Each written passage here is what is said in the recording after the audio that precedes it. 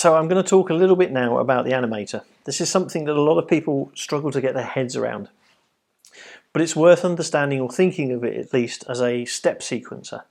The difference between this and the traditional step sequencer being that this is started when you press a note on the keyboard rather than when you press start on the control panel. Like the sequencer, you can have any number of steps from 1 through to 32. You've got 12 rows, so you can have 12 parameters changing all at the same time. Each row can have its own step length and so on. So it's exactly the same engine, if you like, as the sequencer, but it's set up to be per note, and it's really designed for parameters of the synthesizer rather than for playing melodies. So I'll give you a few examples of the animator. Here I've got my basic init patch loaded, single sawtooth on the oscillators, filter wide open. What I'm going to do is I'm going to turn the filter right down so you can't hear any sound. I'm then going to go to the animator itself, and I'm going to go and enable it. Now on this one, to start, we have one that basically changes the cutoff and the resonance. So when I press a note, so you can hear that that's cycling and that's looping. If I change the tempo, it gets faster. Changing, it gets slower. There you go. So you can hear it playing with the filter cutoff. So I'll show you how we create a simple animation. Let's start with an empty animation to keep things simple. There we go, we have an empty animation, which I've just loaded. And by default, they all have a cutoff row, so at least you've got something you can start with and you know what's going on. So you can hear it stepping from the high all the way through to quite closed. Again, like the sequencer, if you want to change the knobs, you can just turn the knobs one by one and change things.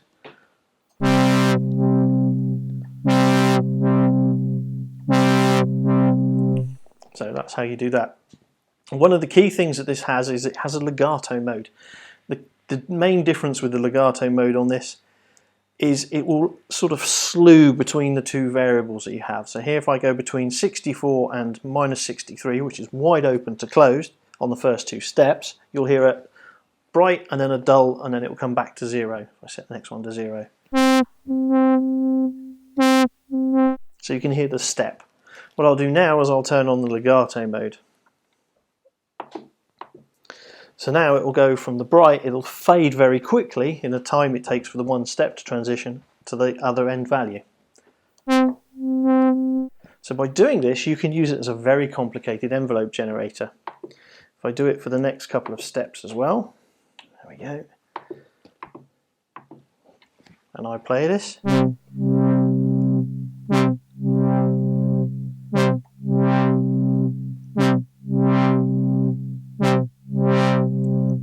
You can hear it can glide between the notes. To change the step length again, if I want a slightly longer pause on that one, let's go for this one. There we go.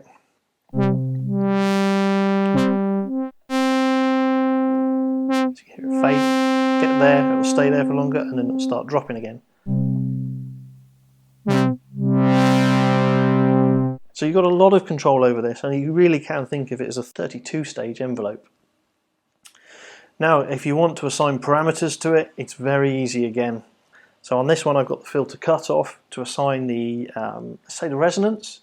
I just hold down the button, the same with the sequencer, and turn the knob. I've now got the resonance assigned. And just like the sequencer, I can change the notes, the value for the resonance.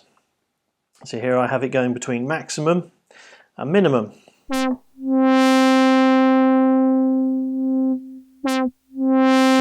Squelch at the start. One of the important things to note with the animator is it has two modes of operation. It has what we call absolute and relative mode. In absolute mode, whatever parameter you set on there, whatever value, so say I have a filter cutoff of 0, it will set the filter cutoff to 0 regardless of what you have the filter cutoff set to. If you have it set to this mode which we have here, which is relative, you will be able to make it changes relative to whatever value you have on your patch. So if the filter cutoff is set to 64 and this is set to 0, you will get a value of 64. So if you have a value of 64 on your filter cutoff and you have a value of 0 on step 1 and 64 on step 2, the filter will start at 64 and then open to 127, which is the maximum. You can then have minus 64 and the filter will duck all the way down to 0. So just like the sequencer, again, we have all the different modes for playing. You can go forwards, backwards, pendulum, pendulum 2, random, shuffle, all those good things. Some other really useful shortcuts. If you've got a whole big long sequence, say you've got 32 steps set up for your animation and you want to turn them all into legato, you can hold down the mode button to change the legato status as you would do for the others, but if you hold down the row button as well, this becomes a global change. So I have turned all the legato mode off, press it again and I've turned them all on for all 32 steps. So that's a really useful shortcut. You can do exactly the same shortcuts in the sequencer. One final thing to mention is that the animator itself is polyphonic. Again, because it's per voice and per note, if you roll a chord with an animation, you get a beautiful sounding, very rhythmical effect. I created a sound the other day to do sort of wavetable type things, so I wanted to give you a quick run through with that. So here's a quick excerpt of the sound itself. So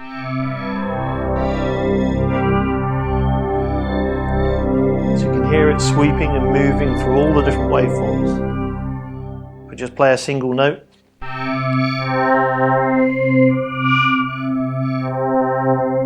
So I'll give you a quick overview of how I did that. So in the animator there are a number of rows. And basically what you can see here, I've got oscillator 1 level and oscillator 1 wave. So for the first one you can see I go from 127, which is maximum, down to 0. And then later on I go from 0 back up to 127, but after I've changed waveform. Later on I do the same thing and I go for a different waveform.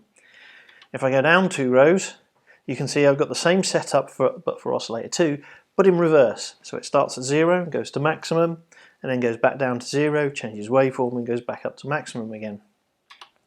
I then do the same with the sub-oscillators. I've also got the sub-wave on, so the sub-oscillators follow the same waveform changes as the main oscillators, which is why it's important to have the sub-oscillator levels changing in the same range and format as the main oscillators.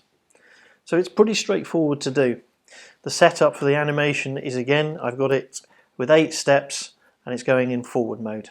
And then it just loops, and that's all there is to it.